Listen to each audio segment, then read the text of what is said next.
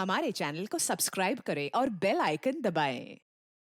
हाय, मैं हूं शिवाजी साटम और आप मुझे एसीपी प्रद्युमन के नाम से जानते हैं। For more episodes of CID, subscribe to Live Crime and hit the bell icon.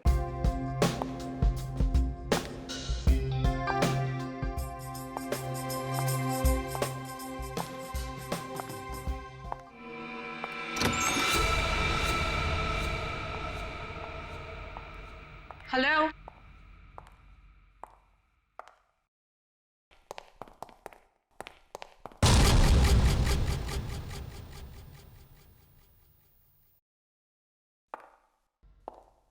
कौन है वहां पे? कौन है वहां पे?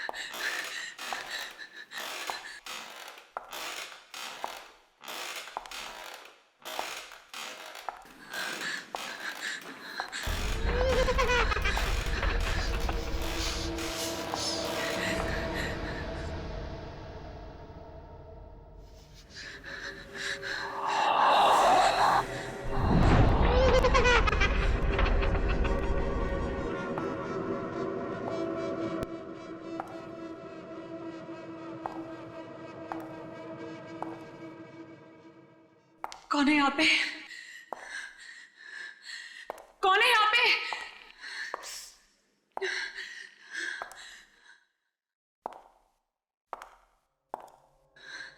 कौन है?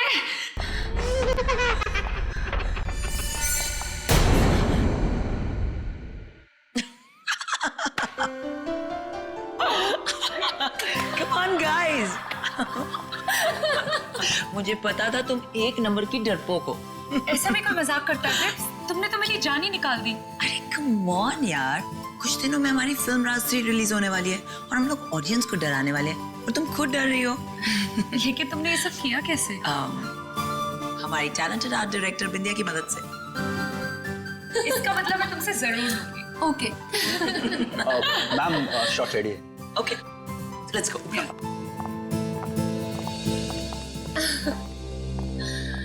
नेहा, तुमने नेक्स्ट सीन की प्रॉपर्टीज लाई? नहीं मैम, क्यों? मुझे वहाँ डर लगता है अकेले जाने में, क्योंकि वहाँ आत्मा है। आत्मा? कम ऑन नेहा, ये आत्मा शात्मा कुछ नहीं होता है, सब कहानियां हैं। ओके फाइन, मैं जाके ले आती हूँ।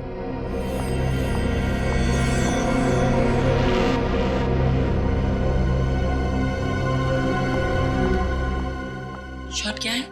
मैम आपकी एंट्री वहाँ से और आपके हाथ में लैंप होगा। ओके आपको धीरे धीरे चलते हुए ये लैंप उस टेबल पर रखना है। ओके या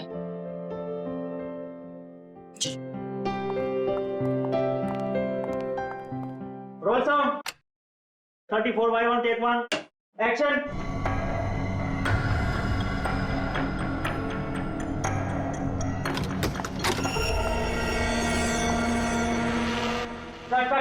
Cut.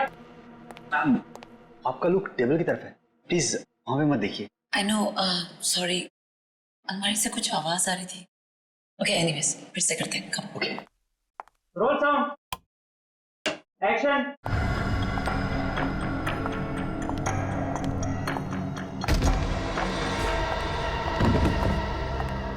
बिंदिया, Cut.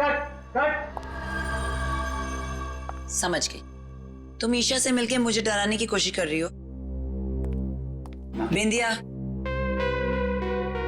तुम्हें क्या लगता है तुम बिपाशा को डरा लोगी? कम ऑन बिंदिया, बहुत ओवर एक्टिंग हो गई। Get up. बिंदिया, बिंदिया, पानी लेके आओ। बिंदिया, मैम उठिए मैम। बिंदिया, मैम बिंदिया, बिंदिया, एम्बुलेंस बुलाओ, जल्दी जाओ प्लीज।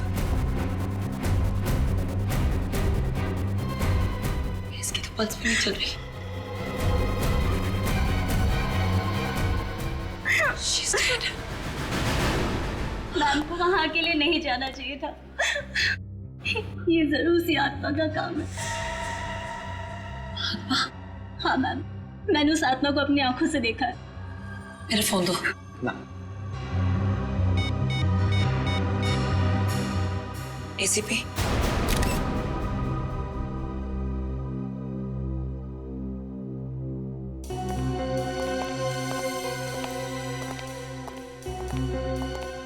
विपाशा जी, आप यहाँ पर राज 3 फिल्म की शूटिंग कर रही हैं। जी एसीपी साहब, राज 3 7 सितंबर को रिलीज हो रही है, तो बस लास्ट 2-3 सीन्स शूट कर रहे थे। तो जब आप अपना शॉट दे रही थी उसी वक्त ये अलमारी खुली और बिंदिया की लाश बाहर गिर गई। जी हाँ ऋषा जी, जिस वक्त ये हादसा हुआ उस वक्त आप क्या कर रही थी? सर मैं तो अपनी वैनिटी वैन में थी। इस सीन में मेरी जरूरत नहीं थी तो अगले सीन की डायलॉग से याद कर रही थी। चलो कोई बात नहीं, ठीक है। फिलहाल आप लोग जा सकते हैं, लेकिन अगर हमें जरूरत पड़े तो आपको फिर से तकलीफ देंगे। तकलीफ की कोई बात नहीं है, आप लोग तो सीआईडी वाले हैं, real life heroes. We happy to help. Thank you very much. Thank you.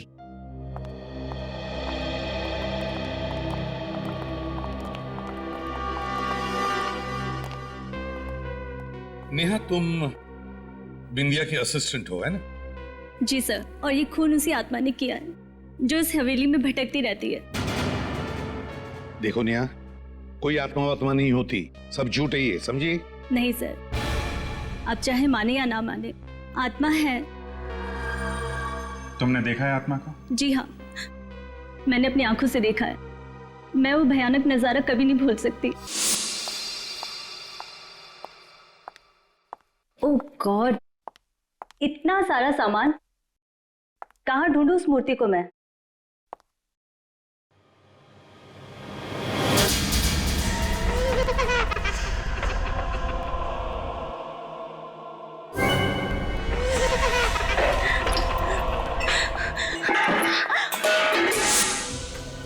मैंने बिंदिया मैम को बताया था, मगर उन्होंने मेरी बात पे यकीन नहीं किया। उनको उस कमरे में जाने के बाद किसी ने देखा भी नहीं। नेहा, इस हवेली का मालिक कौन है? पता नहीं सर। तो फिर हवेली की देखभाल कौन करता है? सर रमेश है जो यहाँ का केयरटेकर है। रमेश, इधर आओ। जी साहब। ये नेहा किस आत्मा के बारे में बात कर रही है, कुछ जानते हो? नहीं साहब, मैंने सिर्फ सुना ही है, आत्मा देखी नहीं है। पूर्वी, इस नेहा के साथ उस कमरे में जाओ जहां पर फिल्म शूटिंग की प्रॉपर्टी रखी जाती है। सर, क्या मेरा जाना जरूरी है? आइए मेरे साथ, घबराइए मत, कुछ भी नहीं होगा, चलिए। रमेश, बात बताओ, हवेली का मालिक कौन है? जी धर्मेश साहब। मगर साहब, उनकी तो 2 साल पहले मौत हो गई। तो ये हवेली अब किसके नाम पे है? जी उनकी वाइफ आरती के नाम। कहाँ रहती हैं आरती जी? जी जुहू में, मगर फिलहाल तो वो पुणे गई हैं, कल तक आएंगी। अच्छा रमेश, ये हवेली शूटिंग के लिए भाड़े पर कौन देता है? जी साहब, वो दलजीत। दलजीत? दलजीत को बुलाओ।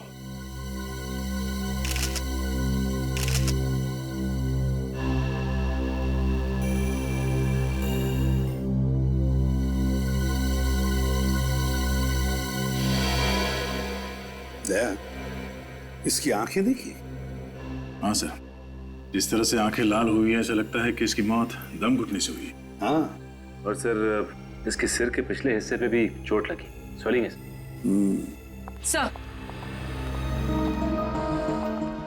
सर, उस कमरे से मुझे लोहे की रॉड मिली और इस पर कुछ बाल भी लगे। लगता है इसी रॉड से बिंदिया के सिर के पीछे वार किया गया है। नेहा, बात बताओ, क्या बिंदिया की किसी के साथ कोई दुश्मनी थी, कोई झगड़ा वगड़ा था? नहीं सर, बिंदिया मैम तो बहुत अच्छी थी, उनकी किसी से कोई दुश्मनी नहीं थी। तो फिर किसी ने इनका खून क्यों किया? कोई तो वजह होगी ना?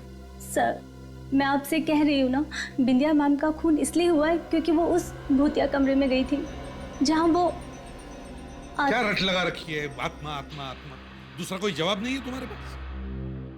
तो नेहा जी आप ये बताइए कि आत्मा ने बिंदिया की लाश को अलमारी में क्यों रखा? आत्मा को क्या जरूरत थी लाश को छुपाने की? सर वो क्या? सर मुझे तो लगता है किसी अंदर वाले का ही हाथ है इस खून में। इन सारे लोगों के सामने लाश को यहाँ अलमारी में लाके रख दिया, किसी ने देखा कैसे नहीं? वही तू यानी तुमने कहा सर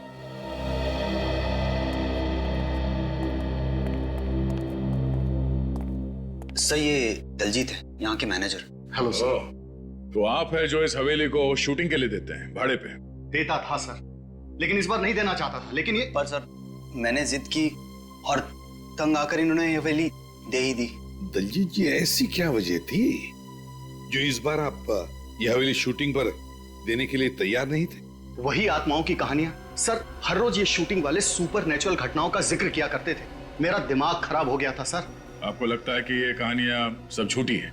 ये मैं कैसे बता सकता हूँ, मैंने अपनी आंखों से कुछ ऐसा नहीं देखा है। ठीक है, आज रात तुम लोग यहाँ पर ठहरो इसी हवेली में। देखते हैं ऐसी कौन सी आत्मा है जो यहाँ लुक्का छुपी खेल रही है। नहीं सर, आप यहाँ आज रात नहीं रुक सकते। मेरे कहने का मतलब है अगले 2 दिनों तक नहीं रुक सकते। क्यों नहीं? सर वो अमावस, सुना है अमावस की रात को आत्माओं की शक्तियां 100 गुना बढ़ जाती हैं। ओह दलजीत जी, आत्माओं की शक्ति की तुम फिक्र मत करना, वो तो दया हमारा निपट लेगा। पता चलेगा आपको किसकी शक्ति ज्यादा है।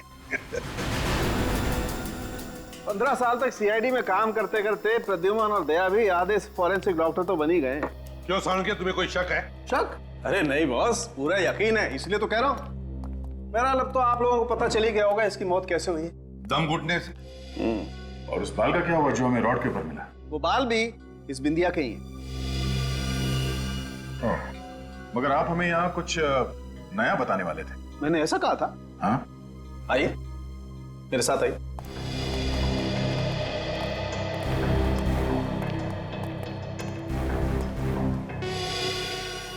ये देखिए बॉस,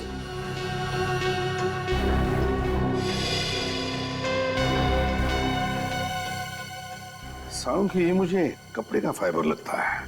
बिल्कुल, और ऐसा ही फाइबर मुझे इसकी नाक के अंदर भी मिला है। तो टेस्ट किया? हाँ सर, मैंने टेस्ट किया।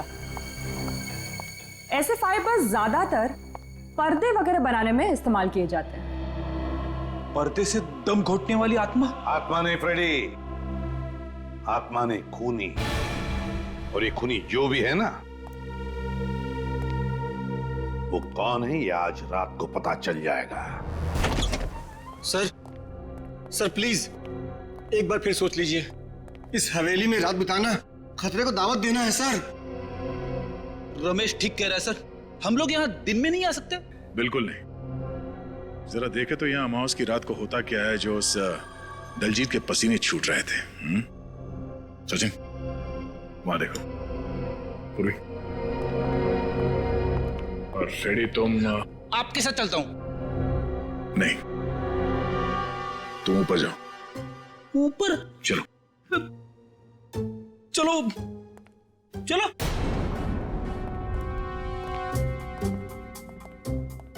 मैंने सुना है आत्माएं इंसानों को खा जाती है। ऐसी बात मत करो सर, ऐसी बात मत करो।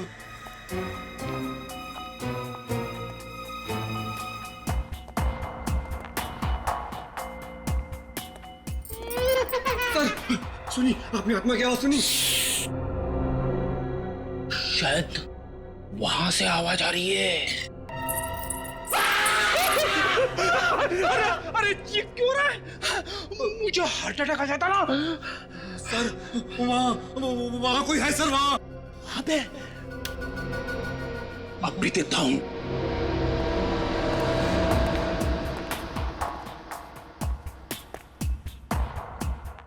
क्या है? कुछ भी तो नहीं है। आगे देखते। चलो आप जाओ सर, मैं नहीं जाऊंगा। डरपोक कहीं का। नहीं देखता हूं।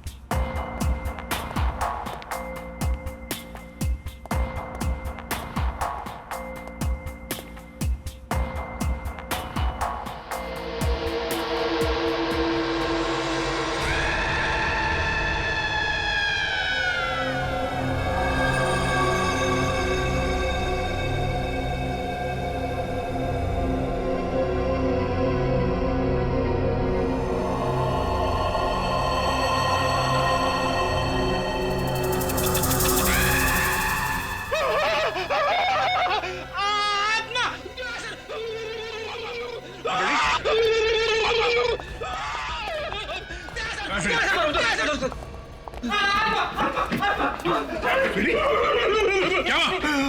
सर आत्मा यहाँ खड़ी थी सर, यहाँ खड़ी थी, मैंने आईने में देखी है। मेरे सामने कभी आत्मा की बात मत करना, समझे? लगता है फ्रेडी ने यहाँ किसी लड़की को देखा इस आईने में। देखा सर, घर के अंदर भी अमावस्या। फ्रेडी चुप। ये रमेश, रमेश क्या हुआ? हाँ? रमेश, लगता है किसी ने हमला किया सर इस पे। फ्रेडी इसे हॉस्पिटल लेके जाओ। सचिन चलो कबूतर से।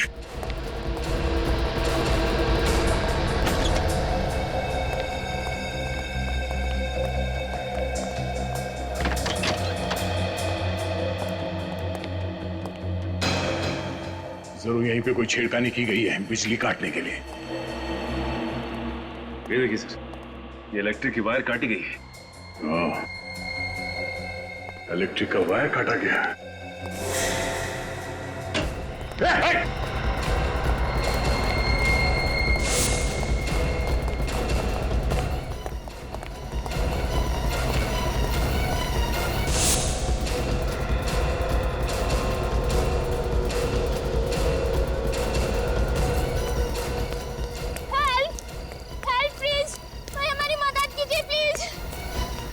क्या वजह? सर किसी ने चाकू मार दिया इनको। चाकू मार दिया? किसने? सर एक आदमी इस तरफ से दौड़ते हुए आया और मेरे दोस्त को चाकू मार दिया और बाइक लेके भाग गया। किस तरफ गया वो? सर इस तरफ। ओह, एक मिनट। कुछ नहीं होगा। पहले हवेली की बिजली काट दी, फिर रमेश पे हमला, अब ये बच के जाएगा कहाँ? हेलो एम्बुलेंस, आप लोग अपनी आंखें खुली रखो। वो बाइक हवा में गायब तो नहीं हो सकती ना? हाँ, कहीं ना कहीं तो मिलेगी। हाँ, और जैसे कोई खबर मिले फौरन मुझे इन्फॉर्म करना। ओके। बड़ा चालाक है ये खुनीदया, बड़ा चालाक है। जैसे उसे पता चल गया कि उसका भांडा फूटने वाला है, उसने हवेली की बिजली काट दी। हाँ सर, और फिर रमेश पे हमला कर दिया ताकि हमें भी यकीन हो जाए कि वो हवेली हॉन्टेड है। हाँ, लेकिन उसका नाटक हम ज्यादा दिन चलने नहीं देंगे। उसके नाटक पर पर्दा गिराना ही पड़ेगा। मगर कैसे सर? रेडी, तुमने कभी नाटक देखा है? नाटक पर पर्दा गिराने का बटन स्टेज पर होता है, मगर पीछे की तरफ जो किसी को दिखाई नहीं पड़ता। मगर सर वो तो स्टेज है और ये हवेली। इस हवेली में भी कोई ऐसा बटन है, कोई ऐसा राज, खुफिया राज जो हमें दिखाई नहीं पड़ रहा है। हाँ सर, कोई तो खुफिया रास्ता है जहां से बिंदिया की लाश उस अलमारी में रखी गई, वरना खूनी का सबके सामने लाश लेके आना इम्पॉसिबल है। हाँ दया, वो अलमारी जहां से हमें बिंदिया की लाश मिली, उस हवेली में जाकर फिर से वो अलमारी चेक करनी पड़ेगी। कोई ना कोई खुफिया रास्ता तो जरूर है इस कमरे में, जिसके जरिए वो लाश यहाँ पे लाई गई और इस अलमारी में रखी गई। चेक करो।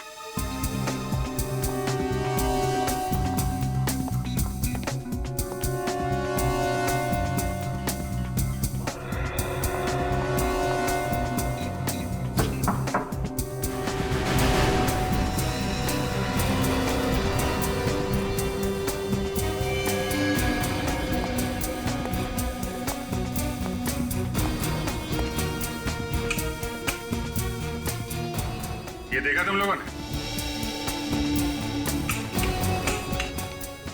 सर ये तो रेगुलेटर है। हाँ, मगर जिस शादी में दूल्हा दुल्हन ना हो, वहां बारातियों का क्या काम? मतलब सर? ऊपर देखो, ऊपर पंखा ही नहीं है और यहाँ रेगुलेटर।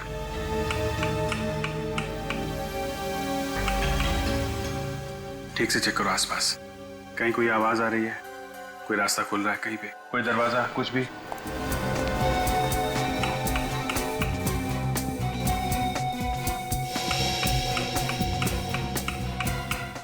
सर कहीं कुछ भी नहीं हो रहा। नहीं हो रहा?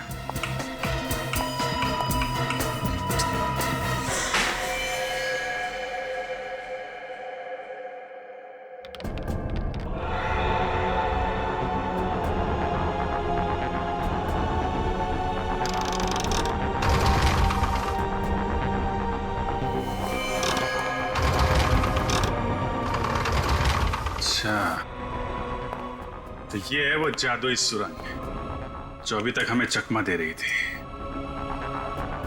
चलो अंदर देखते हैं और कौन कौन से जादू छुपे हैं अंदर।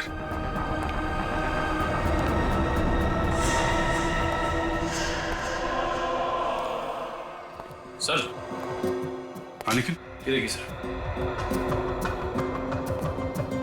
कुछ सीडीज और ये सीडी प्लेयर। सीडी प्लेयर लगा के देखो क्या है?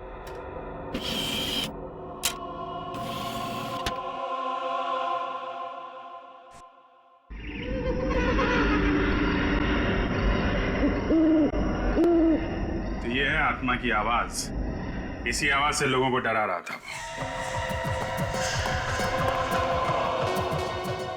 वो। ओह, एक जैसी दो पेंटिंग, एक असली और एक नकली।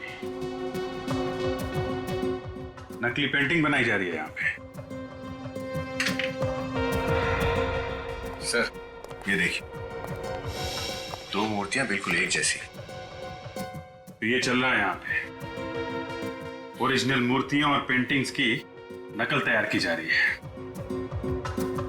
सर सर ये देखिए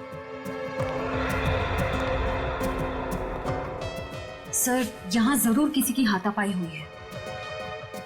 और ये कपड़ा, शायद इसी कपड़े से बिंदिया का दम घोटा गया था।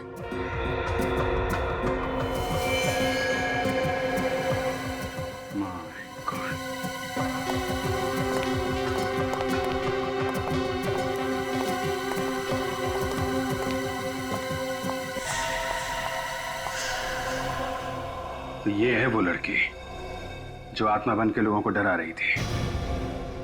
सर ये तो मर चुकी है। लेकिन सर इसका खून किसने किया होगा? सर कहीं इस सब के पीछे दलजीत का हाथ तो नहीं? दलजीत ही है, तभी तो अमावस का बहाना बना रहा था ताकि 2 दिनों में ये सारा माल ठिकाने लगा सके। श्रेया, बॉडी को फॉरेंसिक लैब भिजवा। पता लगाओ उस दलजीत का, उसका मोबाइल ट्रैक करो, उसके कॉल्स की डिटेल्स निकालो, पता करो किन किन लोगों ने उसे फोन किया था और आखिरी बार उसने किससे बात की थी।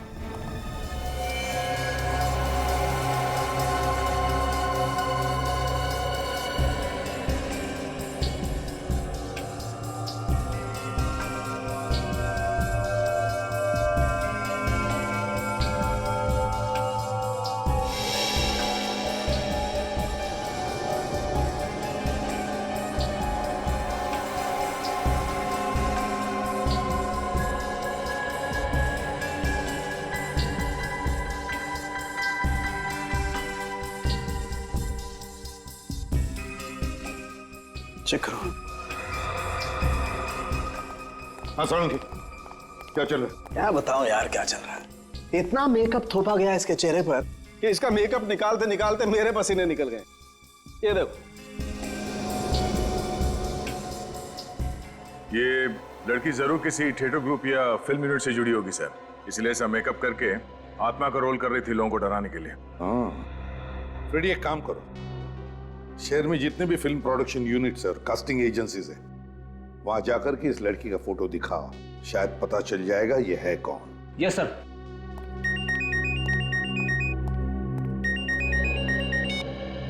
हेलो, कहां पे? New western transport company. ठीक है, थैंक यू सर। हाँ, दलजीत ने अपना फोन ऑफ करने से पहले आखिरी call new western transport company को किया था। न्यू वेस्टर्न ट्रांसपोर्ट कंपनी, जरूर इस कंपनी से ट्रक या टेम्पो बुक किया होगा पुरानी पेंटिंग और मूर्तियां ट्रांसपोर्ट करने के लिए। विनीत, इस न्यू वेस्टर्न ट्रांसपोर्ट कंपनी में जाकर पूछताछ करो, देखो क्या पता चलता है। हम लोग सीआईडी से हैं, तुमसे कुछ सवाल पूछने हैं हमें। सीआईडी से? मैं तो बड़ा ही ईमानदार आदमी हूँ सर। तो ईमानदारी से ही जवाब देना। तुम्हारा नाम क्या है? सूरज। मिस्टर सूरज, ये बताइए डीके मेंशन में आपने कोई ट्रक भेजा था? डीके मेंशन वो पीतल की फैक्ट्री के पास वाला? हाँ, उसी की बात कर रहे हैं। हाँ भेजा तो था, मगर बात क्या है? वो सब छोड़ो, ये बताओ कि ये ट्रक किसने बुक किया था? सुंदर ने किया था। सुंदर या दलजीत? दलजीत? ये नाम तो मैं पहली बार सुन रहा हूँ। किस नंबर से फोन आया था? जी वो लैंडलाइन पे आया था, इसलिए नंबर तो मुझे मालूम नहीं है। कौन से ड्राइवर को भेजा था तुमने? विमल। ये विमल कहाँ है? ट्रक लेकर वापस आ गया? नहीं, अभी तक तो नहीं आया। वापस नहीं आया? विमल को फोन करके अभी पूछो कहाँ है वो, जल्दी। विमल फोन रखता ही नहीं है। उस ट्रक का नंबर बताओ हमें। जी PQR 4784Z। 4784Z। एक काम करो, जैसे ही वो ट्रक वापस आ जाए फौरन सीआईडी को इन्फॉर्म करना, ओके? जी।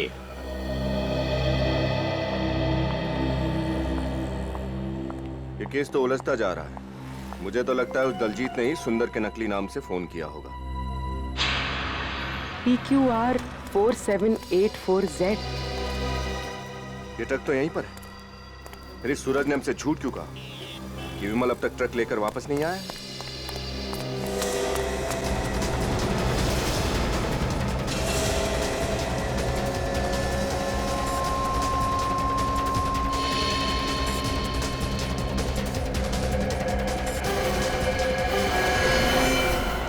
सीआईडी से झूठ बोल के तूने अच्छा नहीं किया। देखा किससे बात कर रहा था?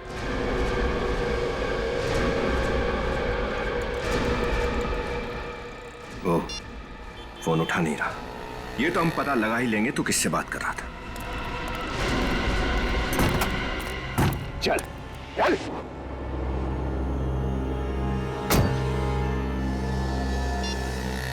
हाँ डॉक्टर साहब, क्या रमेश को होश आ गया?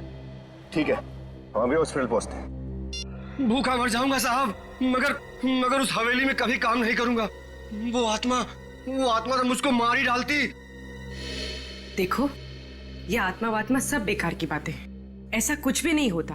तुम पे हमला किसी इंसान ने किया, किसी आत्मा ने नहीं। और हमें ये पता लगाना है कि वो इंसान कौन है। अच्छा एक बात बताओ, इस लड़की को पहचानते हो? नहीं साहब। अच्छा ये बताओ कि उन फिल्म वालों के सिवाय और कोई भी था जो वहां अक्सर आता जाता हो? हाँ साहब, एक आदमी आता था साहब। वो घर जमीन वगैरह बिकवाने के लिए एजेंट होते हैं ना। Real estate agent? हाँ वही। ये आदमी अकेला आता था या कोई और भी आता था इसके साथ? एक लड़की के साथ आता था साहब, अलग अलग पार्टियों को घर दिखाने के लिए। मुझे लगा हवेली बेचने की बात चल रही है शायद। नाम क्या था इस ब्रोकर का? जी जयेश। जयेश। इसका कोई नंबर या एड्रेस है तुम्हारे पास? विनीत, उस न्यू वेस्टर्न ट्रांसपोर्ट कंपनी के मालिक ने क्या बताया तुम्हें? कुछ नहीं बताया सर। कुछ नहीं? उसे सच्चाई का पता ही नहीं। दलजीत ने किसी और नाम से ट्रक बुक किया था। कुछ और पता चला? नहीं सर, वो तो पैसों के लालच में इतना अंधा हो गया कि उसे अपने ऑफिस के बाहर खड़ा हुआ ट्रक भी नहीं दिखाई दिया।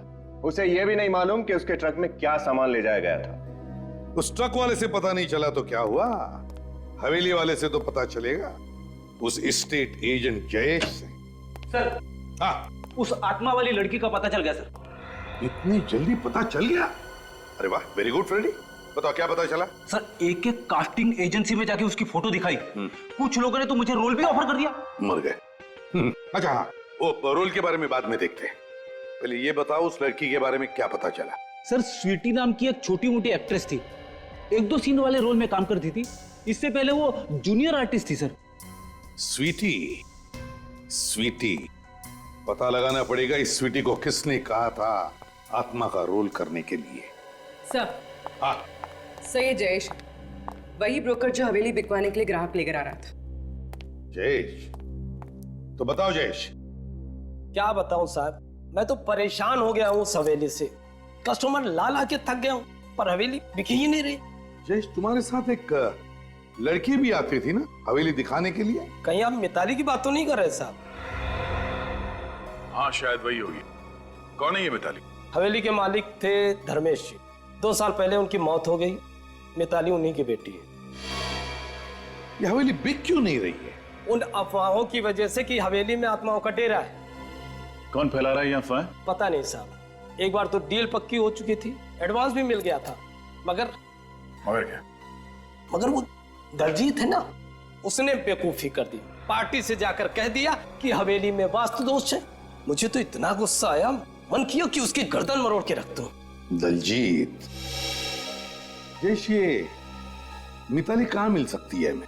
अपने घर में साहब, अपनी माँ आरती के साथ। हेलो, हाँ, great, thank you sir. Mobile company वालों का फोन था। ट्रांसपोर्ट कंपनी वाले ने जब दलजीत को फोन किया तब वो एलएम जंक्शन के एरिया पे था। तब दलजीत एलएम जंक्शन पे था। LM junction? जी, हम एलएम जंक्शन से तकरीबन 3 किलोमीटर की दूरी पर। क्या? Okay, thank you sir. उस ट्रांसपोर्ट कंपनी वाले ने दलजीत को इसी एरिया में फोन किया था। इस एरिया में तो आगे सिर्फ एक ही घर है, बाकी सब तो सुनसान है।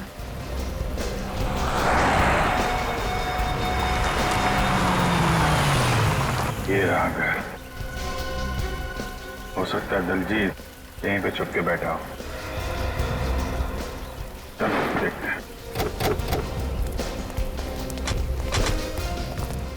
देखिए, आप लोगों को बहुत बड़ी गलतफहमी हुई है ऑफिसर। मिताली हवेली जा ही नहीं सकती, वो तो सिंगापुर में है, एमबीए की पढ़ाई कर रही है। अगर मिताली सिंगापुर में है तो 3 दिन पहले वो डीके मेंशन में क्या कर रही थी?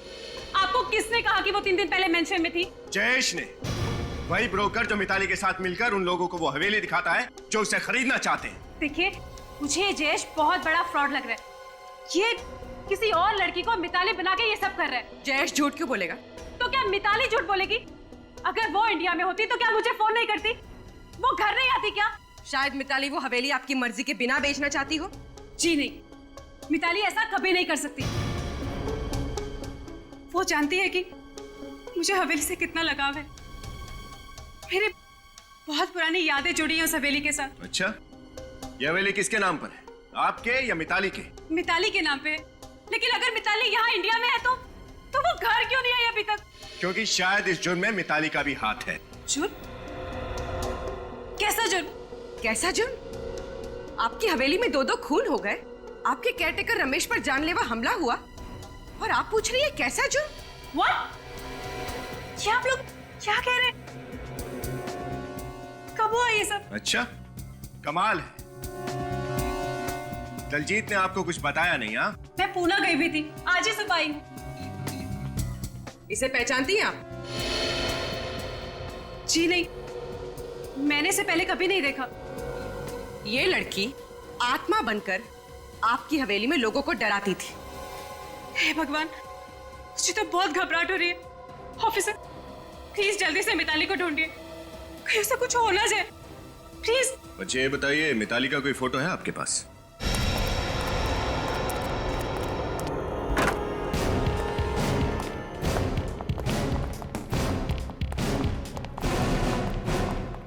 लगता है दलजीत 9-11 हो गया। घर चेक करो। सर।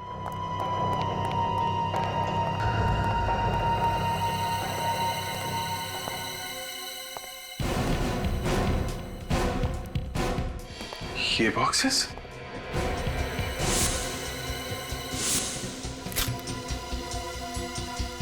सर, ये बॉक्सेस तो बिल्कुल वैसे ही बॉक्सेस हैं जो हमें हवेली के खुफिया कमरे में मिले थे। इसका मतलब वहां से नकली पेंटिंग और नकली मूर्तियां यहां लाई जाती हैं। पहले असली चीजें चुरा के हवेली के खुफिया कमरे में लाई जाती है, वहां उनकी नकल तैयार की जाती है, और नकल तैयार होने के बाद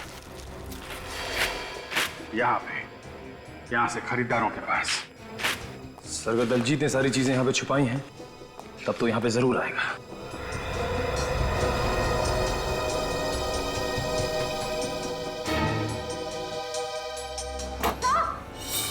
आश्रया,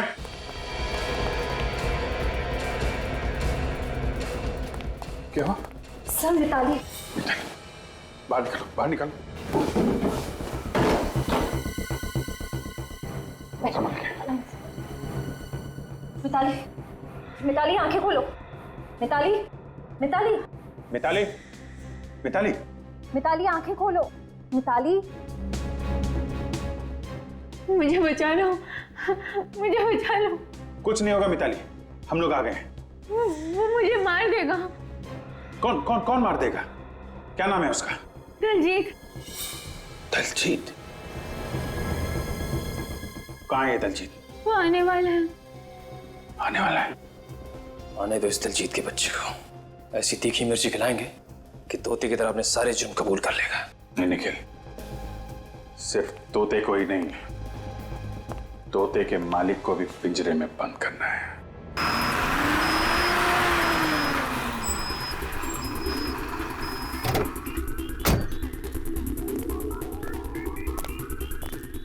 चलो जल्दी आओ, जल्दी आओ मेरे साथ।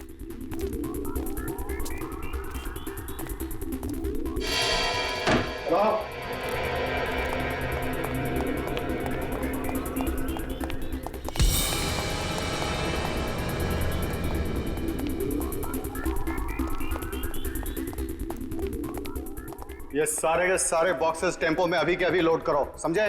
चलो जल्दी जल्दी, देर नहीं।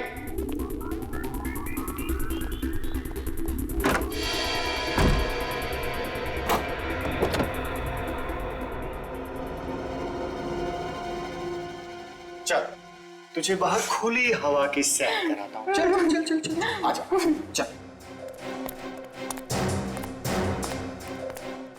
चल आजा, सीधे तरीके से खड़ी हो जा, समझे?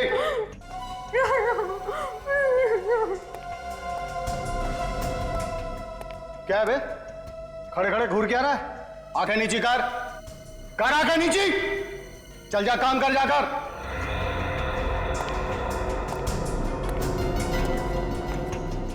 कहां चली गई? अरे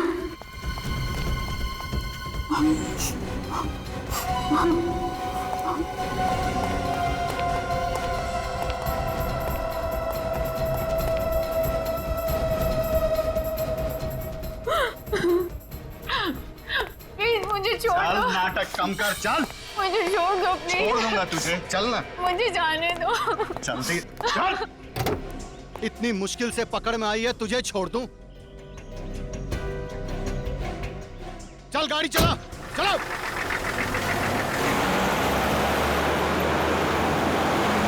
श्रेय, वो बग ठीक से लगाया था ना? फिर आवाज क्यों नहीं आ रही है? कहीं उसको बग के बारे में पता तो नहीं चल गया? एक बार ये फ्रीक्वेंसी फिर से चेक कर लो। ओए तेज चला। एक बार ये मेरे रास्ते से हट जाए तो वो हवेली भी नहीं बिकेगी और मेरा गैर कानूनी काम भी नहीं बंद होगा।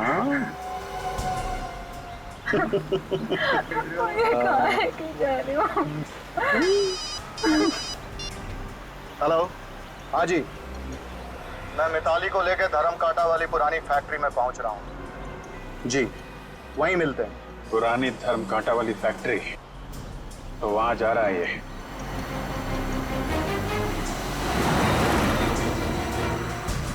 मजा आ रहा है खुली हवा में सैर करने में? हाँ?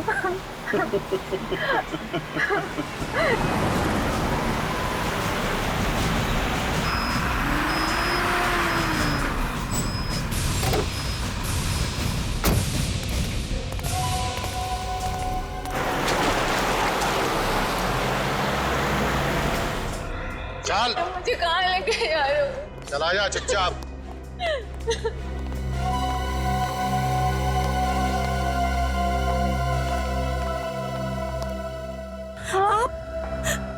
आप यहाँ? बहुत खुश हुई ना तुम इन्हें यहाँ देखकर? मैं चाहता हूँ ये शुभ कार्य आप अपने हाथों से करें और अपनी लाडली बेटी को गोली मारें। आप एक माँ हो के मुझे मारना चाहती हैं? अब क्या करें? कलयुग की सौतेली माँ ना कुछ ऐसी ही होती है।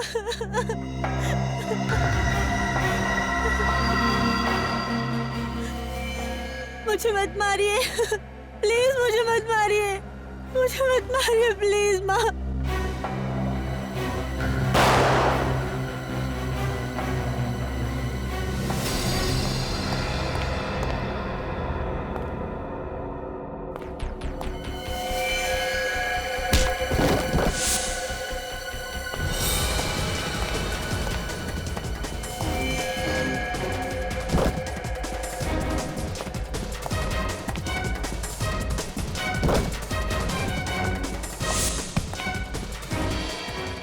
पागल औरत, तूने मुझे क्यों गोली मारी? दिमाग खराब हो गया तेरा? तेरी फुदकने की कुछ ज्यादा ही आदत थी। आज मिताली को मारकर कल मुझे भी रास्ते से हटा देता और जायदाद का मालिक बन जाता। ऐसा मैं होने नहीं देती, इसलिए टाटा।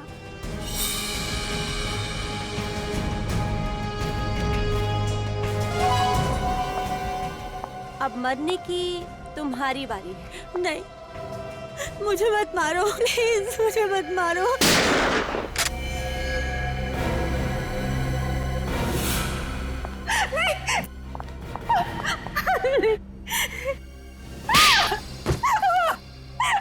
देखिए, मुझे माफ कर दीजिए, मुझे माफ कर दीजिए प्लीज। पैसे के लालच से मुझे अंधा कर दिया था। ऐसा भी क्या लालच जिसने तुम्हें इतना अंधा कर दिया कि माँ बेटी के रिश्ते की मर्यादा ही भूल गई? मैंने जो कुछ किया उसके लिए मैं बहुत शर्मिंदा हूँ। मैंने ये अफवाह फैलाई थी कि उस हवेली में आत्मा है, ताकि कोई भी उस हवेली के आसपास ना भटके और हम मूर्तियों का गैर कानूनी काम बिना किसी अड़चन के कर पाए। और जब मिताली ने हवेली बेचने की ठान ली तो तुमने दलजीत से कह के उसे किडनैप करवा लिया ताकि उसे भी रास्ते से हटा सको। हाँ, मैं हर उस इंसान को खत्म कर देना चाहती थी जो मेरे रास्ते का रोड़ा बनता। वो बिंदिया ने वो खुफिया रूम देख लिया था, इसलिए मैंने उसे मार दिया। और वो जूनियर आर्टिस्ट जो आत्मा बनके लोगों को डराती थी, मुझे ब्लैकमेल कर रही थी, इसलिए मैंने उसका भी काम तमाम कर दिया। सर, ये तो अपने गुनाहों की दास्तान ऐसे बता रही है जैसे इसे कोई बहुत बड़ा मेडल मिलने वाला। मेडल तो इसे मिलेगा ही, लेकिन वो सोने चांदी का लॉकेट नहीं होगा, फांसी का फंदा होगा।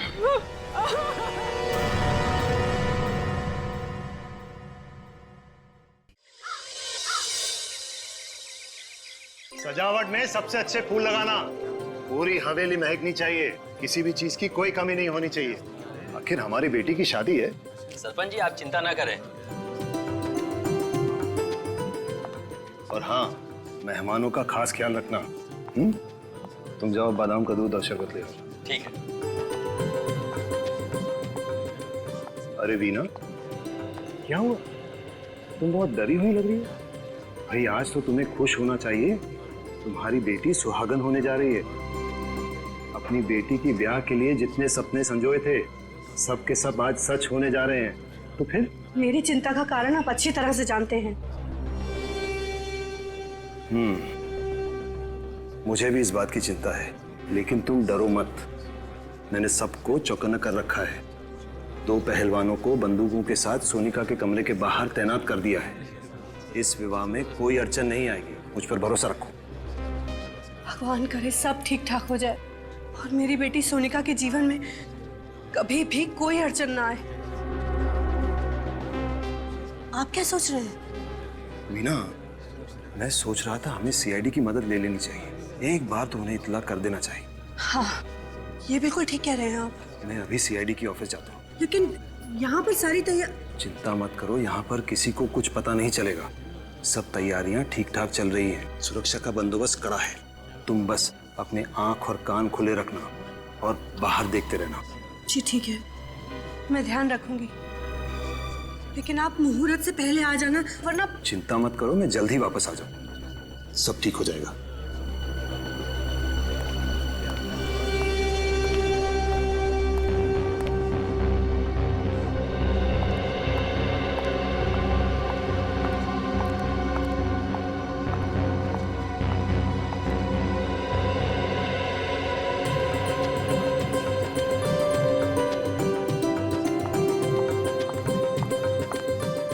भगवान, ये टोकरी कौन यहाँ छोड़ गया है?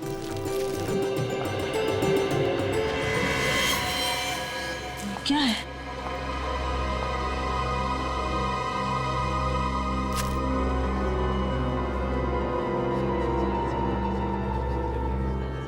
ये खून?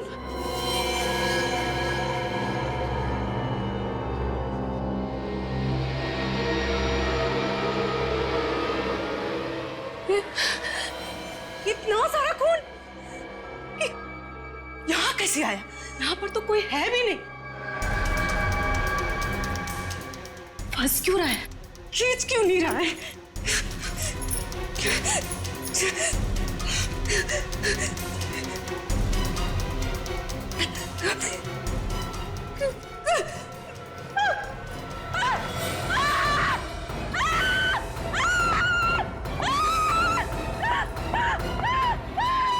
क्या हुआ? इतना चिल्ला क्यों रही हो? वो इस कमरे में। कमरे में? अंदर। क्या है कमरे में? अरे क्या हुआ? क्या हुआ? इतना शोर क्यों मचा रखा है? ये कह रही है कमरे में कुछ है। कमरे में कुछ है? क्या है कमरे में? आप लोग खुद ही चलकर देख लीजिए। अरे ऐसा क्या है कमरे में?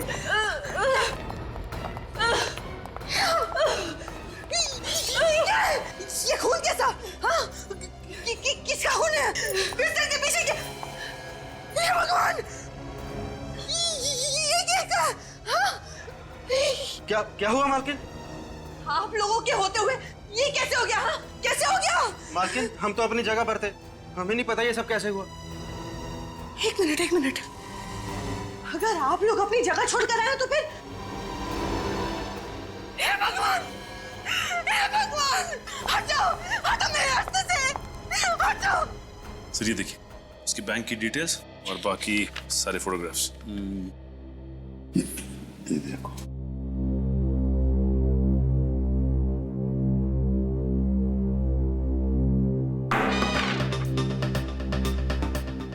ये पेपर पढ़ने की जगह है। सॉरी क्या? चेहरा लटका क्यों है तुम्हारा? क्या हुआ? प्रॉब्लम है? पता नहीं सर, आजकल आदमी का दिमाग किस तरह से चल रहा है, किस हद तक सोच सकता है आदमी, उसकी सोच की तो कोई सीमा ही नहीं है। फ्रेडी तुम कहना क्या चाह रहे हो? आजकल इस दुनिया में हर देश, हर शहर, हर गली, हर नुक्कड़ पे दहशत है। लोग एक दूसरे के खून के प्यासे होते जा रहे। जातीयवाद के नाम पे दंगे फसाद हो रहे सर। पहले तो आम आदमी आतंकवाद और बम विस्फोट से डरता था, अब तो आम आदमी का सबसे बड़ा दुश्मन बनता जा रहा है सर।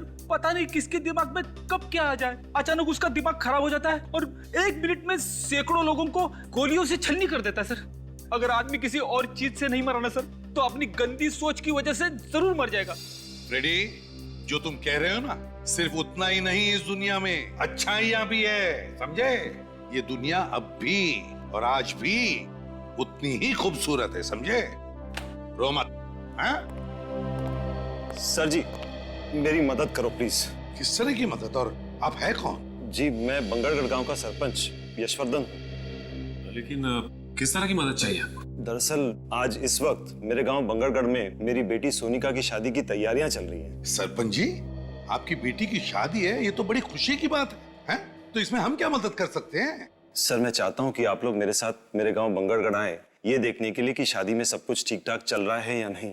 एक मिनट सरपंच जी, कहीं आप हमसे हिफाजत तो नहीं चाहते? जी देखिए, ये हिफाजत वाला काम हम लोग नहीं करते हैं। जी मैं जानता हूँ, मगर मैंने आप लोगों के बारे में बहुत सुना है, बड़ी उम्मीदें लेके आया हूँ आप लोगों के पास। देखिए यशवर्धन जी, आप समझने की कोशिश कीजिए।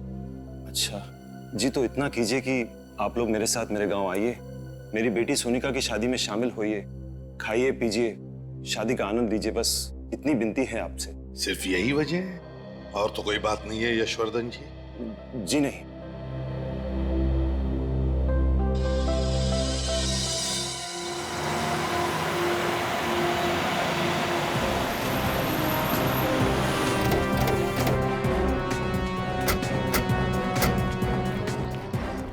आइए अंदर आइए। चलिए।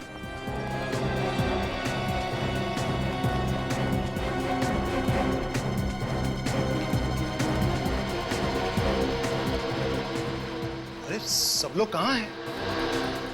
वही तो है? हो क्या रहा है यशवर्धन जी? आप तो कह रहे थे कि शादी की तैयारियां चल रही है, फिर बाकी के लोग कहाँ हैं घर के? मैं भी यही सोच रहा हूँ सर, सब गए कहाँ? मेरा परिवार, रिश्तेदार, सारे मेहमान, कर्मचारी। जब मैं यहाँ से निकला था तो पूरे घर में चहल पहल थी। हे भगवान, मेरी बच्ची! ये आवाज, ये तो किसी की रोने की आवाज है। लगता है घर के पीछे से आ रही है, चलो देखते हैं। हाँ ये आवाज घर के पीछे से ही आ रही है। हे भगवान, मेरी गैरहाजिरी में कहीं कोई अनर्थ तो नहीं हो गया? यहाँ से आइए। हे भगवान, यहाँ पर सोनिका! अरे हे भगवान! सोनिका! सोनिका ये क्या हो गया? आपने आने में बहुत देर कर दी। हमारी बच्ची सोनिका में हमेशा के लिए छोड़कर चले आप जरा प्लीज पीछे हटिए। सोनिका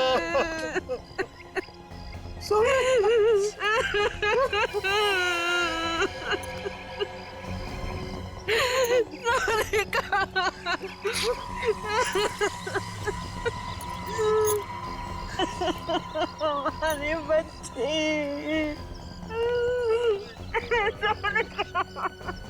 ऐसा लगता है किसी ने ऊपर से इसे धक्का दिया है।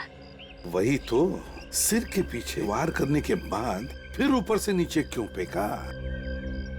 इसका घाव काफी गहरा है, ऐसा लगता है किसी ने किसी भारी चीज से मारा है। वही तो, लेकिन एक बात समझ में नहीं आ रही है, सिर के पीछे इतनी जोर से भारी चीज से वार करने के बाद फिर ऊपर से नीचे क्यों फेंका?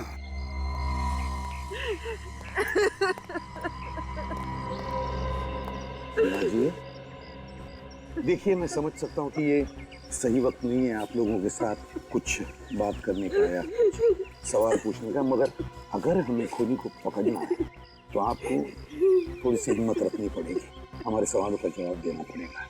एक बात बताइए, जब यशोवर्धन जी हमें बुलाने आए थे उस वक्त, मतलब यहाँ से हमारे पास आकर फिर हमारे साथ आने के बीच में क्या हुआ था घर में?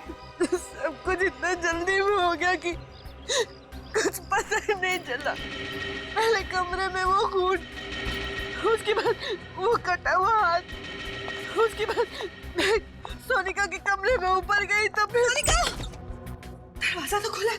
सोनिका, कमरे में कोई नहीं। सोनिका, कहाँ चली गई मेरी बच्ची? सोनिका, खिड़की की तरफ क्यों जा रहा है खून?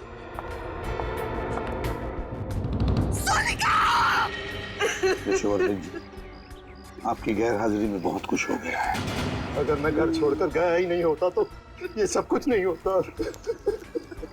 हम आपका दुख समझ सकते हैं।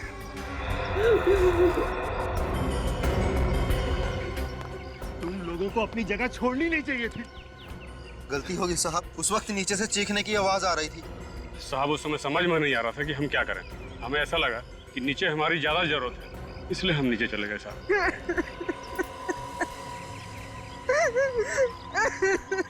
वीणा जी, क्या आप हमें वो जगह दिखा सकती है जहाँ पर वो खून और हाथ मिला? प्लीज जी। इस तरफ ये रहा खून।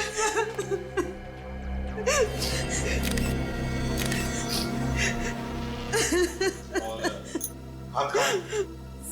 वो रहा।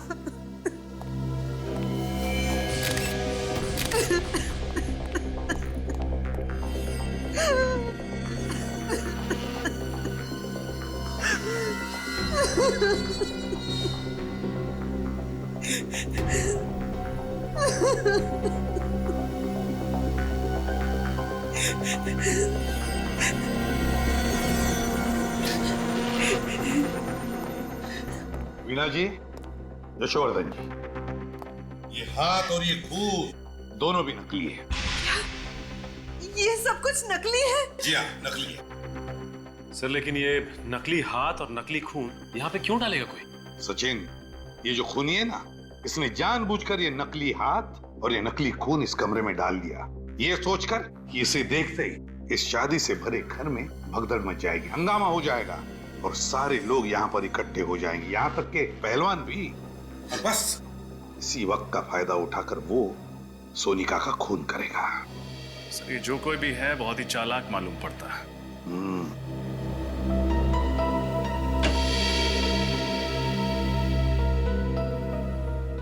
लगता है खूनी पीछे के दरवाजे से अंदर आया है। हाँ सच। अच्छा, ये बताइए कि जब आप कमरे के अंदर आई तो क्या दरवाजा खुला हुआ था? हाँ साहब, खुला हुआ ही था। लेकिन उसे अंदर आते हुए किसी ने देखा कैसे? तो किसी ने तो देखा होगा। मैंने तुम लोगों को कितनी बार कहा था कि घर के सारे खिड़की दरवाजे हमेशा बंद रखो। यशोवर्धन जी, प्लीज आप जरा शांत हो जाइए और चलिए हमें सोनिका का कमरा दिखाइए। ये रहा कमरा। माय गॉड,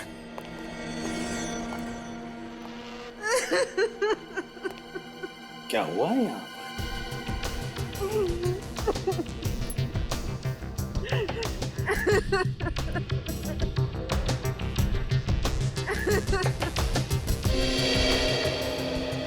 ये क्या है?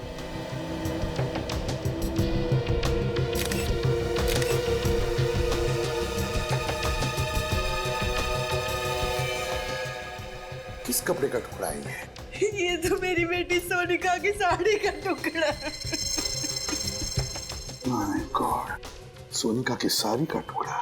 लगता है खूनी ने सोनिका को यहाँ इस खिड़की में से नीचे फेंक दिया और बेचारी नीचे गिरते वक्त उसकी ये साड़ी उस खिड़की में अटक गई और ये कपड़े का टुकड़ा वहां मिल गया।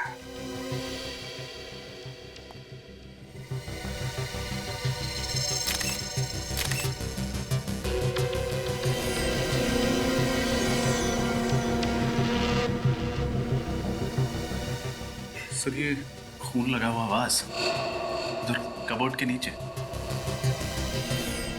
खून लगा हुआ वाज। मीना जी, क्या ये वाज आपके घर का है? नहीं सर, ये हमारे घर का नहीं। नहीं जी नहीं। तो इसका मतलब है खूनी ये वाज बाहर से लेकर आया और फिर इसी वाज से सोनिका के सिर पर पीछे से वार कर दिया। हे भगवान, हम गांव वालों से क्या गलती हो गई? एक कैसा श्राप दे दिया तूने? हमारी बेटी को भी खा गया ये श्राप। एक मिनट यशोवर्धन जी, क्या कहा आपने? श्राप? कैसा श्राप? किस श्राप की बात कर रहे हैं आप यशोवर्धन जी? होता क्या है इस श्राप से, जरा बताइए। इस श्राप की वजह से जिस दिन हमारे गांव में किसी भी लड़की की शादी होती है, उसी दिन उस लड़की की मौत हो जाती है। ऐसा होता है इस श्राप से? कब से सिलसिला चल रहा है इस श्राप का? ये कई सालों से। इस श्राप की वजह से हमारे गांव में किसी भी लड़की को शादीशुदा जिंदगी का सुख नसीब नहीं होता। हमारे गांव में हर पिता, हर भाई डर डर के जीता है। आप लोग सच में श्राप जैसी चीजों पर यकीन करते हैं? जी। ये बिल्कुल सही कह रहे हैं। हमारे गांव में इस तरह की वारदातें कई सालों से हो रही। हाँ साहब, सरपंच जी बिल्कुल सही कह रहे हैं। हमने कई बार देखा है दुल्हनों को अपनी नजरों के सामने दम तोड़ते हुए। ये आप लोग किस तरह की बातें कर रहे हैं? आज के जमाने में इस तरह की बात कोई मानता है क्या? देखिए, आप लोगों की सोच आपकी जगह सही है और हमारी सोच हमारी जगह सही है। किसी भी सोच को सही या गलत करार नहीं दिया जा सकता। अच्छा चलो, मान लिया, लेकिन ये जो भी श्राप वाप है, इसकी वजह क्या है? क्या है वजह इसके पीछे? ये एक रहस्य है जिसके बारे में किसी भी गांव वाले को कुछ पता नहीं। कोई भी नहीं जानता और फिर भी आप लोग विश्वास कर रहे हैं इस पर? यशोवर्धन जी, आपसे एक आखिरी सवाल पूछता हूं मैं। अगर आपका इतना विश्वास है इस श्राप पर, तो फिर आपने अपनी बेटी की शादी इसी गांव में क्यों की? कहीं और जगह जाकर करवा देते? बताइए। हम कभी नहीं करना चाहते थे, लेकिन सोनिका की जिद थी कि अगर उसकी डोली उठेगी तो इसी गांव से, इसी घर से उठेगी। उसकी जिद के आगे हमें झुकना पड़ा और हमने शादी की तैयारियां भी शुरू कर दी। हमने उसे बचाने की हर कोशिश की, लेकिन ये श्राप हमारी बच्ची को निकल गया। नहीं वीणा जी, देखिए, ये श्राप वाप कुछ नहीं होता, सब झूठ है ये। मेरी बात पर यकीन कीजिए, इसके पीछे कोई और है, कोई ऐसा शख्स जो सालों से आप में दहशत फैला रहा है इस श्राप के आड़, समझा? और हमें यही पता लगाना है कि है कौन ये, और हम पता लगा कर रहेंगे ही। एक बात बताइए, आपकी बेटी की शादी की तैयारियों की कोई वीडियो रिकॉर्डिंग वगैरह की है आपने? जी हाँ, है। तो ये वीडियो रिकॉर्डिंग हमें दीजिए। और सचिन, पता लगाओ इस गांव में ऐसी कितनी लड़कियां हैं, कितनी दुल्हनें जिनकी इस तरह की मौत हुई है, और उनके बारे में पूरी जानकारी निकालो। सर, मिल गया सचिन जानकारी, सीडी सब कुछ? हाँ सर, सीडी भी मिल गई है और शादी की जानकारी भी। वेरी गुड, लगाओ सीडी जल्दी। दया, कुछ तो जरूर पता चल जाएगा सारा चक्कर क्या है। सर, मुझे तो लगता है ये सारे खून उसी श्राप की वजह से हो रहे। चुप रहो फ्रेडी। फ्रेडी, आइंदा अगर श्राप शब्द तुम्हारे मुंह से निकला ना, तो समझ लेना कि तुम्हारी हमेशा के लिए ट्रांसफर इस बांगड़गढ़ में होगी। नहीं सर, ऐसा मत करना सर। चुप। आइंदा ये शब्द तुम्हारे मुंह से निकलना नहीं चाहिए, कौन सा श्राप? हाँ,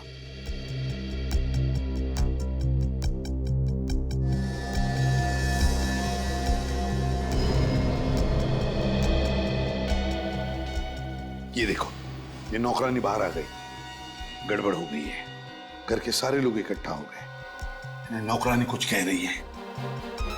ये सारे के सारे इस कमरे के अंदर गए। इसी कमरे में वो नकली हाथ और नकली खून मिला था।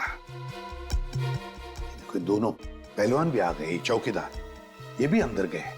इसका मतलब है घर के सारे लोग इस कमरे के अंदर हैं। ये कौन है? ये लाल साड़ी वाली औरत? अरे, तो ऊपर जा रही है। सर, यहाँ पे भगदड़ मच गई। बाकी के सारे लोग इस कमरे में गए। ये ऊपर की तरफ जा रही है। ऊपर तो सोनिका का कमरा है सर। हाँ, ऊपर तो सोनिका का कमरा है।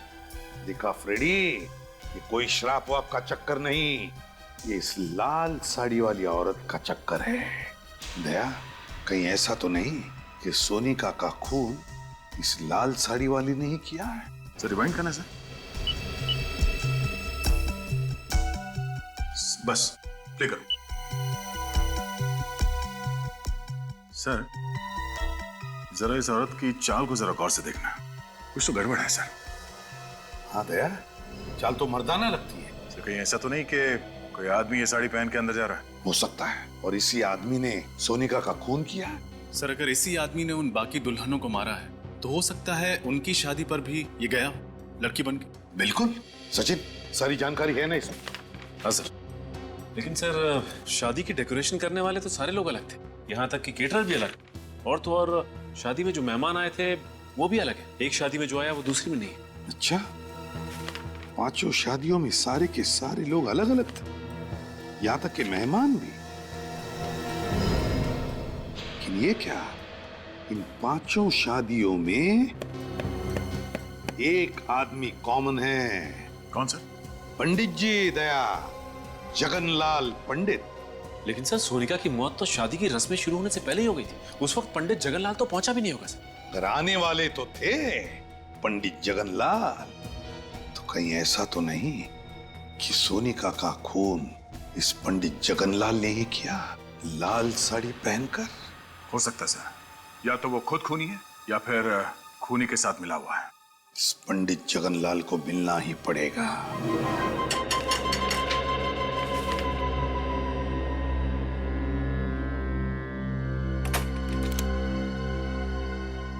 आप लोग सीआईडी से है ना? आइए। वाह, बड़ी जल्दी पहचान लिया आपने। हाँ, वो तो है, छोटा सा गांव है ना, मगर सीआईडी वाले हमारे द्वार। कहिए, क्या समस्या है? सब कुछ कुशल मंगल तो है ना? पंडित जी, अगर सब कुछ कुशल मंगल होता तो हम लोग यहाँ पे नहीं आते। वैसे आप तो जानते ही होंगे ना कि आपके ही गांव की एक लड़की सोनिका, उसका खून हो गया। हाँ, मैं जानता हूँ, बहुत बुरा हुआ। सोनिका बिटिया को मैं बहुत अच्छी तरह से जानता था, मैं ही उसकी शादी करवाने वाला था। ये हम जानते हैं पंडित जी। आप ये बता सकते हैं कि सोनिका का खून किसने किया होगा? देखिए श्रीमान, हम पंडित हैं, हमारा काम रिश्ते जुड़वाना और शादियां करवाना है, बाकी किसी चीज से हमारा कोई संबंध नहीं है। फिर तो पंडित जी, आप ये भी नहीं जानते होंगे कि अब तक आपके गांव में जितनी भी दुल्हनों की हत्या हुई है वो किसने की? नहीं श्रीमान, उन लड़कियों का भी खून किसने किया और क्यों किया, इस बारे में मुझे कुछ पता नहीं है। ये सारी बातें मेरी समझ से परे है। लेकिन पंडित जी, हमारी समझ में कुछ कुछ आ गया है। फिलहाल अभी हम लोग जा रहे हैं, लेकिन आपको परेशान करने दोबारा आएंगे। जी जरूर। अब बर्दाश्त नहीं हो रहा है, बहुत हो गया, अब मुझे बात करनी पड़ेगी। हेलो, बात करिए उससे मेरी। हाँ हाँ, उसी से। देखो, सीआईडी वाले आए थे मेरे घर पर, पूछताछ कर रहे थे। देखो, बर्दाश्त नहीं होता मुझसे। हाँ ठीक है, मैं मिलने आ रहा हूं तुमसे, पर आखिरी बार। इधर ही आ रहा है।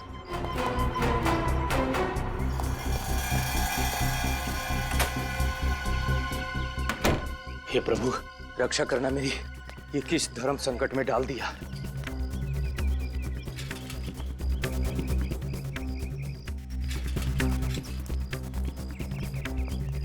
आज तो उसे मुझे बताना ही पड़ेगा। एक पंडित के घर में सीआईडी, और इस सालों की कमाई इज्जत खाक में मिल जाएगी। समझ जा पंडित, मैं तो उससे मिलना ही नहीं चाहता हूँ। आज दूध का दूध, पानी का पानी हो ही जाएगा। आज उससे मैं कह ही दूंगा कि तुम्हारे बाप के किसी भी भागीदार बनने वाला नहीं हूं मैं।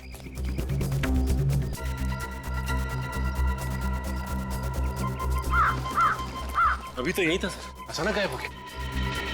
सर कहीं नजर नहीं आ रहा है। देखो यहीं कहीं आसपास छुपा होगा। सर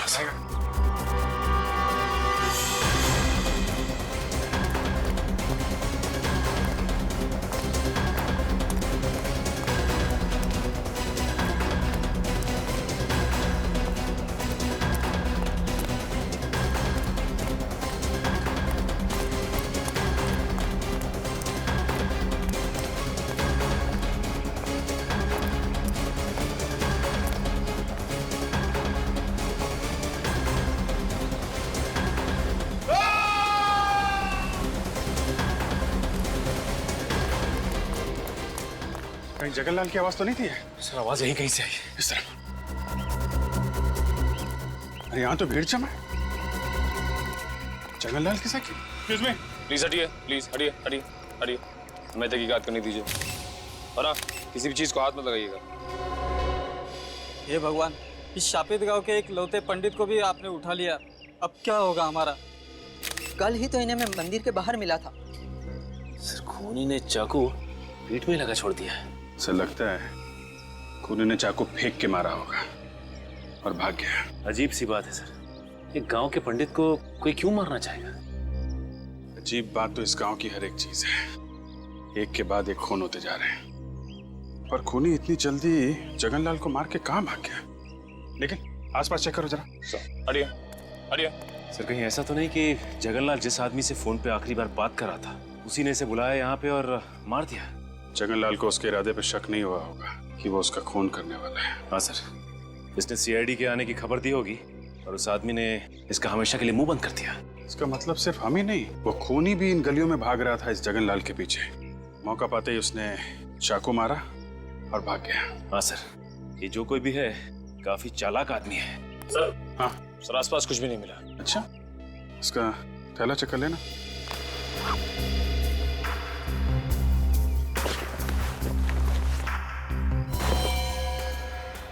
मोबाइल चेक करो, आखिरी कॉल किसको किया था? सर आखिरी नंबर तो कोई लैंडलाइन नंबर है। लैंडलाइन लगा ना? रिंग तो बज रही है सर।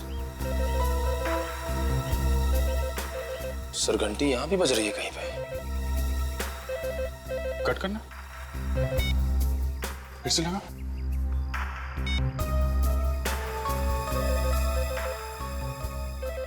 घंटी की आवाज तो यहीं से आ रही है। इसका मतलब ये नंबर यहीं आसपास का है। चलो देखते हैं।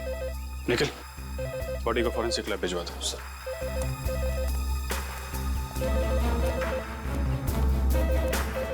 आवाज यहीं से आ रही है।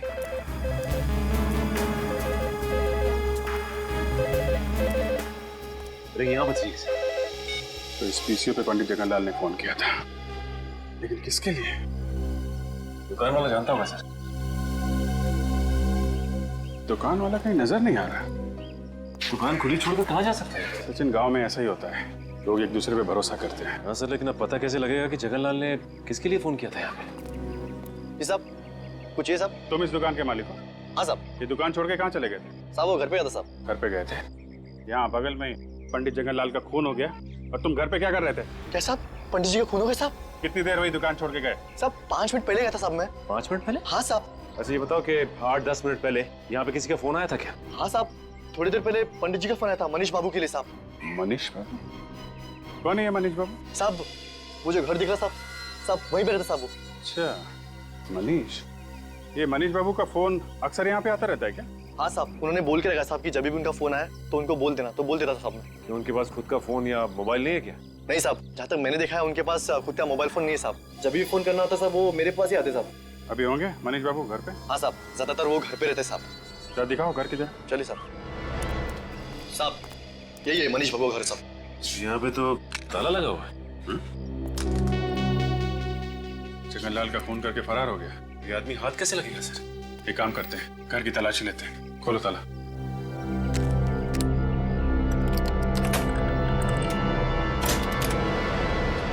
यहीं खड़े रहना। जी साहब।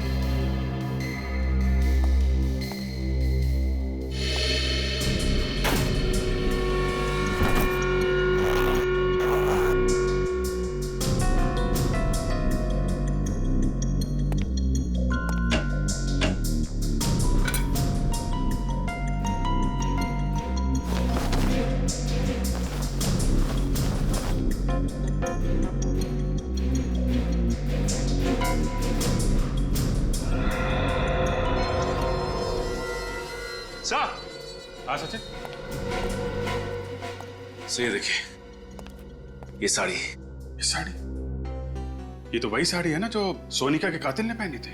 हाँ सर, और हमने फुटेज में ये भी देखा था कि एक आदमी इस साड़ी को पहन के सोनिका के कमरे में घुस रहा था। इसका मतलब मनीष ने सोनिका का खून किया है। उसने पंडित जगनलाल का भी खून किया है। कहीं ऐसा तो नहीं कि इस गांव में जितनी दुल्हनों की हत्याएं हुई हैं, इन सब के पीछे ये मनीष ही है। एक काम करो, देखो और कुछ मिलता है क्या।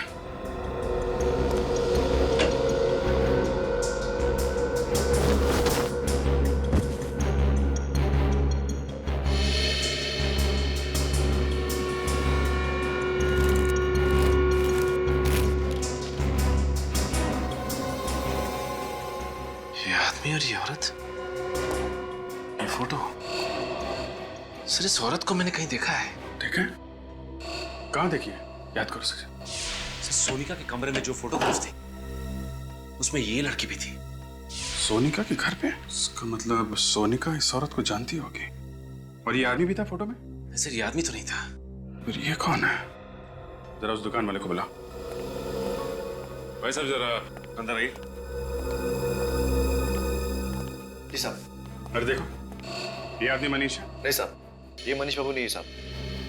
क्या? ये मनीष बाबू नहीं है? नहीं साहब, मनीष बाबू की तो दाढ़ी है, मूछें है और वो चश्मा भी पहनते साहब, और उनकी उम्र भी ज्यादा है साहब। ये मनीष बाबू हो ही नहीं सकते साहब। अच्छा, इस औरत को देखा कभी? नहीं साहब, इन्हें मैंने पहले कभी नहीं देखा साहब। सर हमें साड़ी तो मिल गई है, लेकिन इसका कहना है कि ये आदमी मनीष नहीं है। तो कहीं ऐसा तो नहीं कि जो आदमी सोनिका के कमरे में भेस बदल के गया था उसे मारने के लिए, वो आदमी ये फोटो वाला आदमी हो सकता है ये मनीष का कोई रिश्तेदार या फिर जान पहचान वाला हो। एक बात बताओ, ये मनीष आदमी कैसा है? मनीष बाबू को इस गांव में आए हुए 1 साल हुआ है। मैं उनके बारे में इतना कुछ नहीं जानता साहब। वो यहाँ पे अकेले रहते थे या इनके साथ कोई और भी रहता था? हाँ साहब, अकेले रहते थे साहब। अकेले? हाँ साहब। किसी को देखा यहाँ पे आते जाते उनसे मिलते? नहीं साहब, मैंने किसी को उनके घर पे आते जाते नहीं देखा साहब। ठीक, तुम जा सकते हो। अगर इस औरत की फोटो यशवर्धन के घर में है तो यशवर्धन इस औरत के बारे में जरूर जानता होगा। चलो यशवर्धन से मिलते हैं।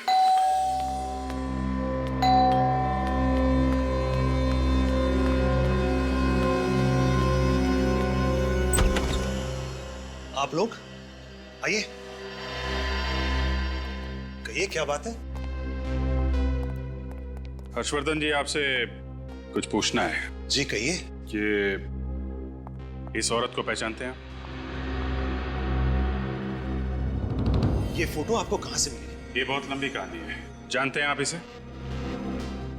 जी, इसे कैसे भूल सकता हूं मैं। इसी की वजह से तो हमारे खानदान की इतनी बदनामी हुई। नाक कटवा दी थी इसने हमारी बिरादरी में, किसी को मुंह दिखाने लायक नहीं छोड़ा था। ऐसा क्या किया इन्होंने? और है कौन ये मेरी चचेरी बहन थी, शिवानी। चचेरी बहन? जी हाँ, अब जिंदा नहीं है। मार डाला मैंने इसे। आपने मार दिया इसे? जी हाँ।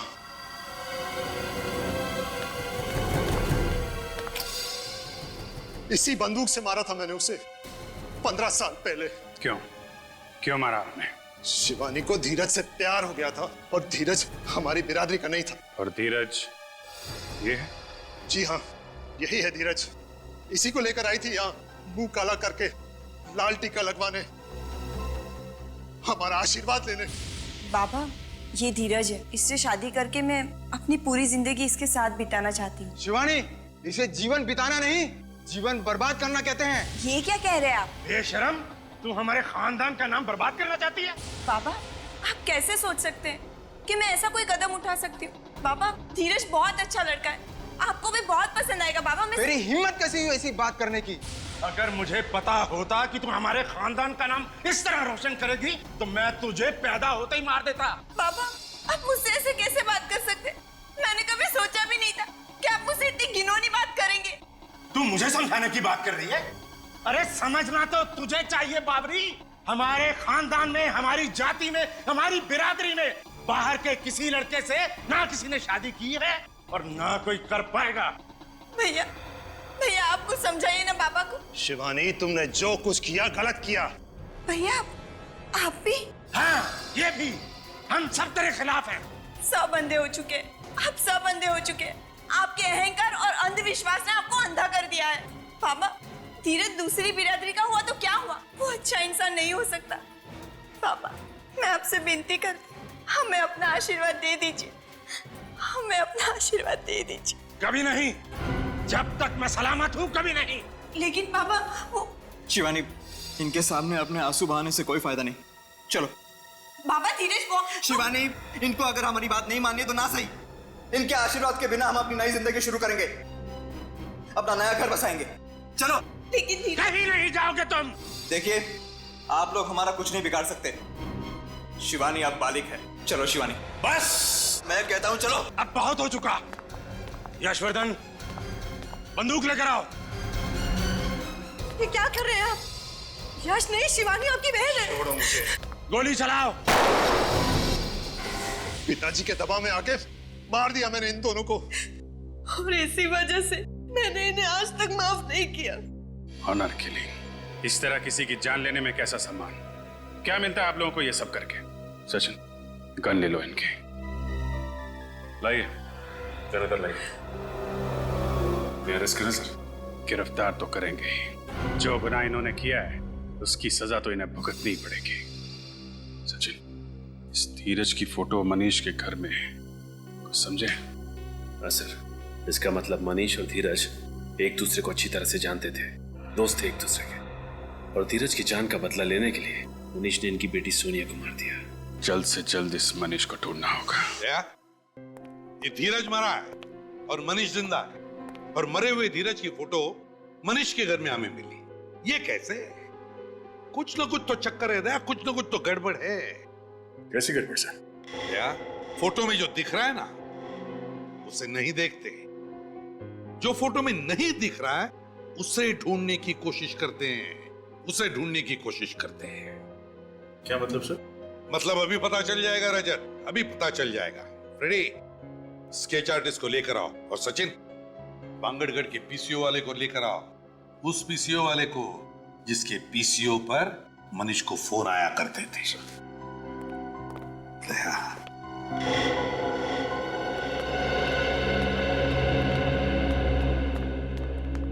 आइए। सबने स्केच आर्टिस्ट को क्यों बुलाया? अभी पता चल जाएगा। ये चेहरा देखो, हम चाहते कि ये चेहरा बनाया।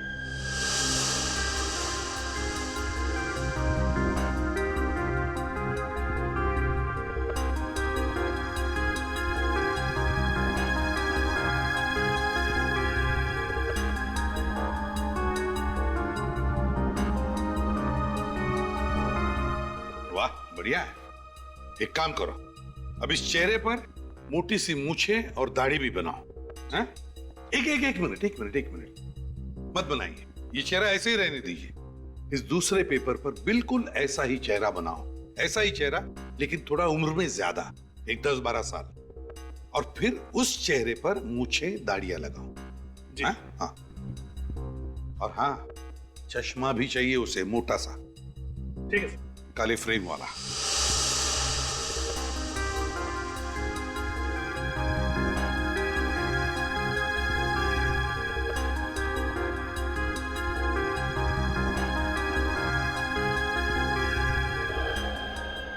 देखा दया, मेरा शक सही निकला। ये मनीष ही धीरज है? हाँ साहब, यही मनीष बाबू साहब। एक सेकंड। ये आदमी तो उस दिन भीड़ में था जब हमने सोनिका की लाश देखी थी। इसका मतलब है आज का मनीष मरा हुआ धीरज है। मगर सर, धीरज को तो गोली लगी थी, फिर वो बच कैसे गए? इसका मतलब धीरज कभी मरा ही नहीं, और मनीष बाबू बनकर सबकी आंखों में धूल झोंकता रहा। एग्जैक्टली। हमें किसी तरह से इस मनीष को पकड़ना होगा। मनीष उर्फ धीरज को ढूंढेंगे कैसे सर? ढूंढेंगे फ्रेडी, ढूंढेंगे।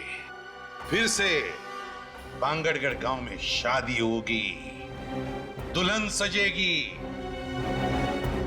और ये बाराती भी आएगा।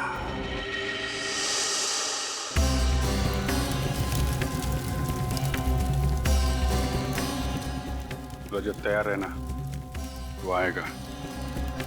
दुल्हन को मारने जरूर आएगा। दुल्हन को हम आज तक नहीं आने देंगे सर, आप फिक्र मत कीजिए, उसके आगमन के लिए हम पूरी तरह तैयार हैं।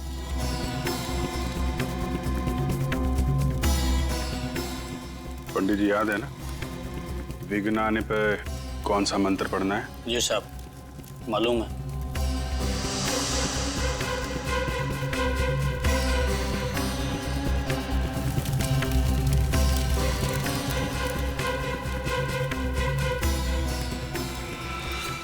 अरे ये बिजली को क्या हुआ? खूनी आ चुका है। रजत, तैयार है ना? ये बिजली नहीं, कुछ और ही है। सही कहा तुमने, हमारे गांव के दुल्हनों पर किसी तरह का श्राप लगा है। ये बिजली उस श्राप की वजह से ही गई है। हाँ, ये श्राप कहीं हमें भी ना ले डूबे। हाँ, यहाँ से भाग जाने में हमारी समझदारी है। हमें शादी में आना ही नहीं चाहिए था। चलो यहाँ से। हाँ चलो। एक्सक्यूज मी, एक मिनट। कहाँ जा रहे हैं आप लोग? कोई भी कहीं नहीं जाएगा, बाहर नहीं जाएगा कोई भी। आप लोग यहीं रुकिए प्लीज, कहीं मत जाइए।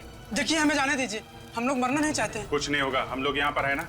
आप लोग प्लीज कोई बाहर नहीं जाएगा, यहीं रुकिए। साहब, अभी तक वो नजर नहीं आया। तुम घबराओ मत, मैं देख के आता हूँ क्या हुआ है। रुकिए प्लीज। साहब, वो अंदर आ गया, दुल्हन की तरफ बढ़ रहा है।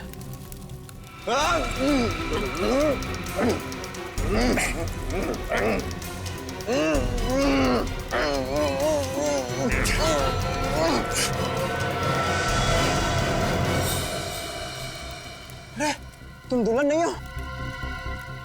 जी हाँ, तुम्हें क्या लगा तुम्हारे हाथों से एक दुल्हन और मारी जाएगी?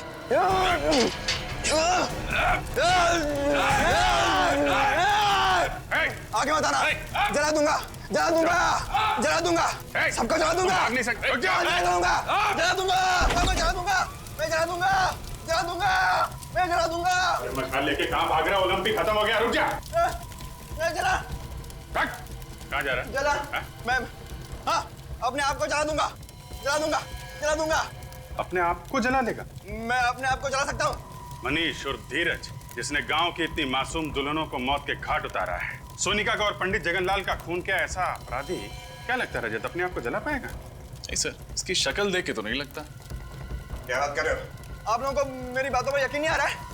मैं खुद को जला सकता हूँ। अच्छा ठीक है, जला ले। देखो, निकल गई सारी हवा। मैं अपने आप को पूरी तरह से जला दूंगा, सर से पांव तक जला दूंगा। नहीं सर, मुझे नहीं लगता ये अपने आप को जला सकता। देखिए, माथे पे तो पसीना आ चुका है। और इसके पैर भी कांप रहे हैं। जलाओ तुझे, हैं? जलाओ।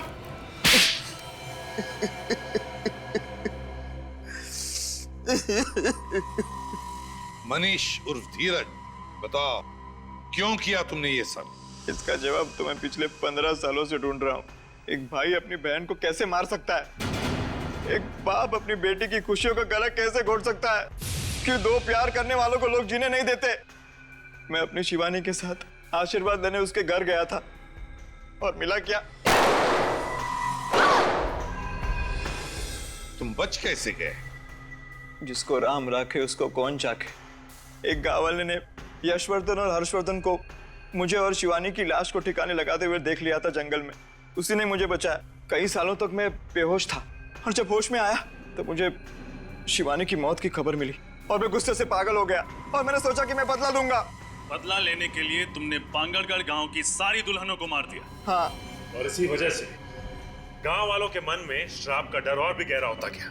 हाँ, आप लोगों की वजह से मुझे बहुत परेशानी हुई, लेकिन मकसद तो पूरा करना ही था।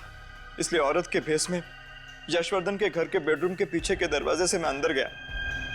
नकली हाथ और नकली खून रखा, मेहमानों में शामिल हो गया और जब तमाशा हुआ तो पहलवान नीचे आ गए और मैं सोनिका के रूम में दाखिल हो गया। अपने साथ लाए हुए फ्लावर वास से मैंने उसके सिर पर मारा और उसे खिड़की के बाहर फेंक दिया। और जगनलाल पंडित, उसको भी तो तुमने ही मारा। क्या बिगाड़ा था उसने तुम्हारा? वो आप लोगों को सब कुछ सच सच बताने वाला था, इसलिए उसे भी मारना पड़ा। तो कहीं ऐसा तो नहीं कि इस जगनलाल पंडित ने ही तुम्हें 15 साल पहले बचाया था? हाँ, उसी ने मुझे बचाया था।